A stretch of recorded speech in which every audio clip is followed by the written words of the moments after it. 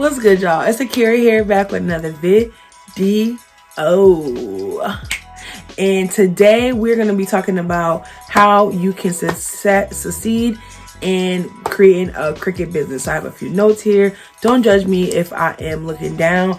As you can see here, I got my baddie candle burning in the background, and it smells so good. You can buy one of those on LacedSpaces.com. And then also you see here my beautiful vision board in the background, and that will be my first, everything about that vision board and how to make one will be on my first video on my new channel, Akira's World. Now let's get into it. So guys, to have a successful Cricut business, I think these 5 tips are going to get you there and get you on the right path, because it's very easy to buy a Cricut. First of all, that's an initial investment of between $180 and $300. So that first is already an initial investment, and it's very, very easy to have that number balloon if you don't have these 5 tips or these 5 things like kind of down. So let's get into it. The first tip, and the huge tip, is buy necessary supplies. And tip 1 and tip 2 kind of go together, so I'm going to kind of talk about them together. Buy the necessary supplies. Do not overbuy. And how you can do this is tip number 2. And like I said, I'm going to be wrapping these 2 into each other, but I'm going to be explaining them very well. So tip number 2 is find a niche. So the thing is, like I said, Cricut is going to be an investment already, and you don't want to go and buy all these different things that you don't need for your business. So that's why I say find a niche. If you want to, and I have a whole video about creative niches for Cricut owners, so definitely check that video out. I'll link it down below, creative ways you can make money using Cricut. But you need to find your niche. Like if you're buying a Cricut to make birthday t-shirts, that's a big thing. A lot of people make birthday t-shirts. Then only buy supplies that have to do with making t-shirts. If you are going to be making ashtrays and rolling trays, which I have a video about that below as well, only buy supplies that you need for those things. It's very easy to get a Cricut, to get excited, to join a Facebook group, which I recommend. I always talk about them, but I recommend you join a Cricut Facebook group, and you see all these things that, oh, this person's doing this person's doing that, and then you go out and buy all this stuff, and none of them help you really for your business or help you grow your business. So find your niche. Think about what you want to make. Think about what's possible for you to make. Then also, once you kind of think about what you're going to make and what you want to make, look at if it's affordable for you in this time and what the actual cost and profit is. So say you decide, okay, I'm going to make birthday t-shirts and I'm going to make party supplies. Okay, cool. So you kind of said, okay, these are the things that I'm going to make and sell. Now, where do I start? So you start by finding a niche within the party network. So if you're going to go with party supplies and you're going to make chip bags, you're going to make custom candy bags and things like custom wine covers, so you can like personalize wine bottles and stuff. If you're going to do that, you're going to say, okay, buy in the necessary things. I would say pick 2 or 3 items that you want to start selling, because you don't want to have 50 products, 50 things you have to buy, 50 labels you have to make, 50 things you have to keep inventory of. You want to start small. So when you do this, you want to get the necessary supplies for that. So do your research. So say you want to start, like I said, with wine bottles and chip bags. You say, okay, I need paper to create the chip bags. I need a printer to print out those chip bags. I need a crinkle cutter, I don't know what it is, to make like the chip bag lines. And you say, okay, so I need to invest about $150 worth of supplies to start making chip bags. Perfect. Now you did number 1 and you did number 2. You found your niche, and you've also only purchase the necessary supplies. And then you want to add wine bottles as well. Okay, well, only thing I have to do with wine bottles is now I have to add on just sticker paper. So you started with your necessary supplies to make your chip bags, and now you're only adding one extra thing to that, and it's the wine wine labels. So you see what I'm saying is you start with very small, or things that can be made with using the same supplies.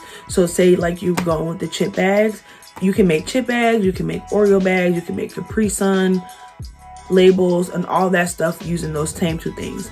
The stickers for the wine covers and the paper for the chip bags. So you want to, why having a niche and why only buying the necessary supplies will make it easier for you to branch out of what the initial product or initial products that you're selling. And also it's not a huge investment to make something new to bring more income into your business. And just as a little side note, those chip bags and all those Oreo covers, those things make bank. Like those people, like literally a chip bag, you buy cardstock and you cut it into a shape and you seal it up. Those may cost you 25 cents, including ink and all that kind of stuff. May cost you 25 cents a bag, and people sell those for 20-25 bucks. So there's huge markups to make party supplies with your Cricut, but we'll save all that info for another video. So like I said, number one, purchase necessary supplies and find your niche. And I probably should have flipped those and find your niche first, then do purchase necessary supplies. But y'all, my family, you get what I'm saying. And we're gonna go to number three. So once you kind of get your niche, you kind of get your niche, you get the supplies that you need. Study successful people who are already doing what you're doing. Find Etsy shops, find people on Facebook groups. Guys, I'm an advocate for Facebook groups. I will always talk about them. You can literally learn a brand new hustle, whatever you want to learn. Just how you can do it on YouTube, you can do it on Facebook as well. So find people in that area, in that niche, that are already doing it successfully, and study what they're doing. Now, in no means am I saying copy them, because you shouldn't be copying anybody. You have your own unique spin to bring to things. So don't copy other people, because at the end of the day, especially if they've been doing it longer than you, you may just look like a great value version of what they're doing. And you don't want to do that. You have your own unique things to bring to the table. So why copy someone else when you don't have to? So study what they're doing right. I'm not saying designs, things like that. Study what they're doing right. Is there a certain theme that does well for them, like unicorns or Ninja Turtles or whatever? Is there a certain theme? And guys, this can apply. Don't just think about party supplies. That was just the thing that came to my mind. If you sell lip glosses, do you say, okay, is there a certain shade that sells well for them? Is there a certain design on the packaging that does well for this person? You want to look at to see like what things are selling the best, what what are they doing that's a little different from the competition, because ultimately that's going to help you develop your business plan and your unique spin. And the best place to do this is Etsy. You can't go on somebody's website and be like, okay, this is the item that's selling the best. Etsy gives you an insight to that data. Like Etsy, you can literally go, you can say top rated, and you can see the top rated page and see what's the top rated chip bag that's selling, what's the top rated lip gloss that's selling, what's the top rated body butter that's selling. And you can look in their shop, you can dissect their shop, you can go through their comments, you can go through their reviews, you can see how many people have their things in their cart. You can find out a lot about a business through Etsy, and you can use that information for yourself. So definitely take the time to study your competition, because it's ultimately going to help you create a better business for yourself. And the fourth, I kind of talked about this already, but be unique. If you are going to, there's 100, I'm pretty sure whatever you're going to be doing, nobody who's going to be a crafter, I can't say that. 9 times out of 10, you're going to be doing something that somebody's already doing, but you want to find a way to be unique. So for instance, like you are a lip gloss seller. Like I've looked into this, I've looked into all types of stuff on Etsy, because I just like to be in the know about everything, because I like information. So for instance, like you go on Etsy, a lot of people sell lip gloss kits where people can do kits, can make their own lip gloss. A lot of people sell lip gloss wholesale, where they make the lip gloss and you just put it in your custom tubes and you sell it. A lot of people just sell lip gloss with their brand on it, right? So how can you be unique? And why I want to give these ideas out is because you can definitely stand apart from the competition. You say, okay, people who are selling kits that someone can make, they're selling wholesale and they're selling their own brands. Why not come up with a party pack for lip gloss?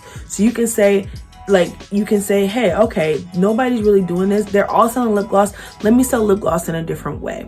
So now you can say, okay, I'm going to offer lip gloss party pack, where this include enough lip gloss, enough supplies and everything that you can do this at a kid's party. You can do this at an adult's party. You can do this at an event. You can do this at a trade show where you sell all the supplies you need in a large scale. You give instructions, and now somebody who wants to buy, somebody can come to you and buy a party lip gloss pack, and then they can have that activity at a party. So that's how you set yourself apart. You say, okay, these people are doing these things. Yes, I'm still going to be selling lip gloss, but that's your little personal spin on it. Is that, okay, I'm going to be selling lip gloss kits for parties. You see how that you're doing the same thing as these people, but your unique spin is going to set you out from the competition, because now anybody who, even if they're not looking for like, oh, I want to do lip gloss at a party,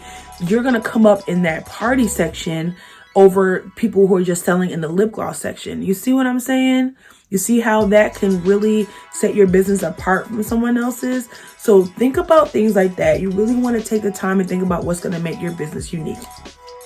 Even if you sell t-shirts, there's millions of places to get t-shirts out in this world, and like, what's gonna set you apart? So if you make t-shirts and you're gonna say, you study your competition, you see what they do, and you have to think uniquely about this and come up with your own spin on how you can make your t-shirts pop, stand out, do what they need to do. So you could come up with the spin like just kind of how a lip gloss, create your own t-shirt. You can pick the vinyl that you want.